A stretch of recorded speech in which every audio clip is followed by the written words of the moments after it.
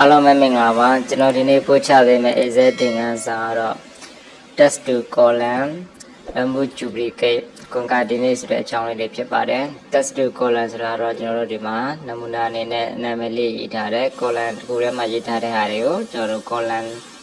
မှာအောင်ကျော်လွယ်ဆိုရင်အောင်က column တစ်ခုမှာကျော်က column တစ်ခုမှာလွင်ရ column တစ်ခုမှာပေါ့နော်အဲကြောင့် column လေးတွေစာသားလေးတွေကို column လေးနဲ့ခွဲပေးတာဖြစ်ပါတယ်ဒါ test to column ပါremove duplicate ဆိုတာတော့ကျွန်တော်တို့ဒီမှာတူရရှိတဲ့ဟာတွေကိုကျွန်တော်တို့ဖယ်ရှားပေးတာပေါ့နော် concatenate ဆိုတာကျွန်တော်တို့နာမည်တွေခွဲနေတာတွေကိုကျွန်တော်တို့ပြန်စုပေးတာပါအဲ့တော့ကျွန်တော်တို့ပုံစံအနေနဲ့ရေးထားတယ်ဒါလေးတွေကျွန်တော်လက်တွေ့လှုပ်ဆောင်ကြည့်လိုက်မယ်နော်ဟုတ်ပြီ test to call လာ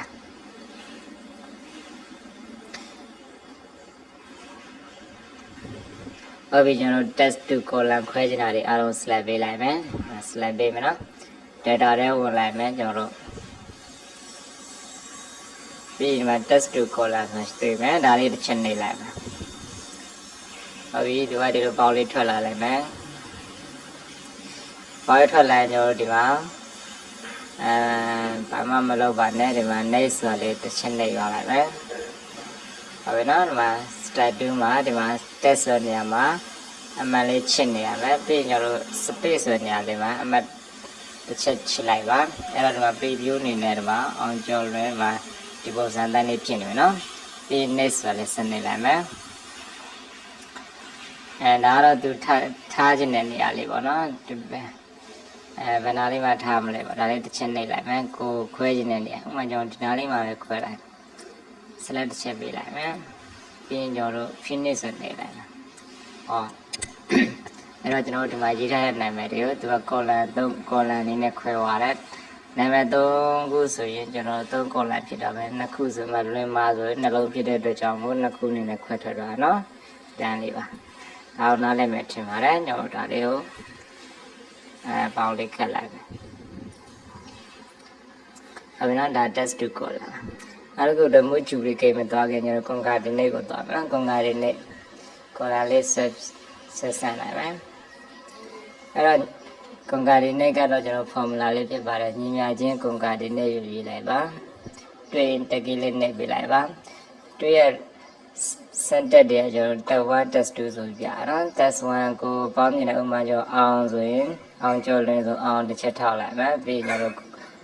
ကော်မာလေးလာလိုက်မယ်ဟုတ်ပြီကျော်တစ်ချက်ထောက်လိုက်မယ်ပြီးကျွန်တော်ကော်မာလေးတစ်ချက်လာလိုက်မယ်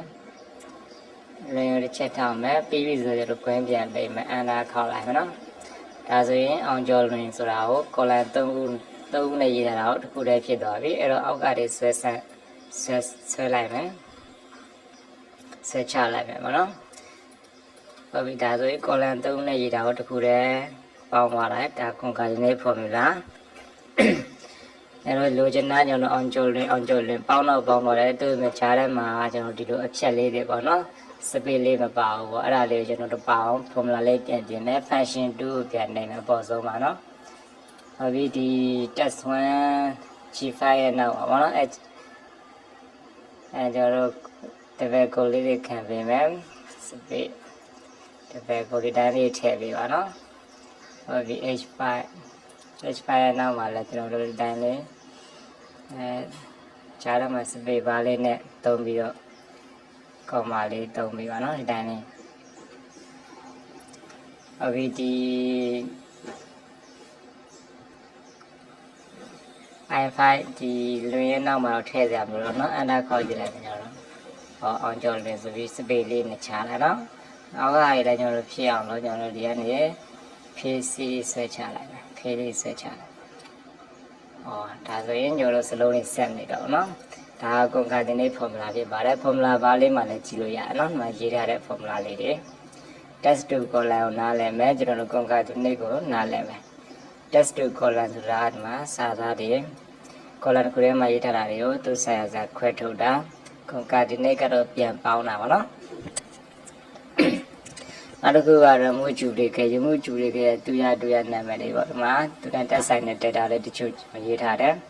အဲ့တော့ဒီမှာ remove duplicate မှာ desktop laptop ပေါ့နော်အခြား desktop လည်းအများကြီးရှိတယ် laptop လည်းအများကြီးအဲ့တော့နာမည်တူတာတွေကိုကျွန်တော်ဖယ်ထုတ်မယ်ပေါ့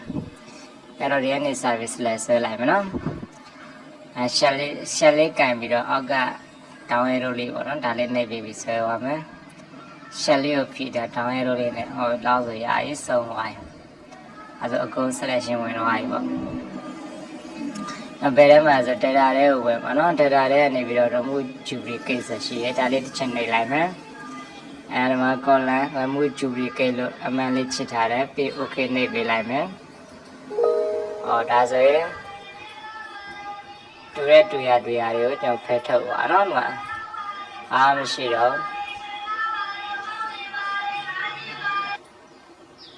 ဒါဆိုတူနဲ့တူရတွေကိုကျွန်တော်ဖယ်ထုတ်လာနော်ဘာမှမရှိတော့ဒီမှာ6မျိုးပဲရှိတော့တယ်နော်ဒီမှာကောင်းဆက်ဆိုတွေ့လေဗျနော်ဒါက remove duplicate ပါ remove duplicate ကတော့တူရတွေရှိနေမှာဆိုရင်အဲ့လိုဖယ်ရှားပေးတာဖြစ်ပါတယ်Okay ဒီငန်းစာလေးကိုအားလုံးအဆင်ပြေမယ်လို့ထင်ပါတယ် test to column remove duplicate concatenate အကြောင်းလေးဖြစ်ပါတယ်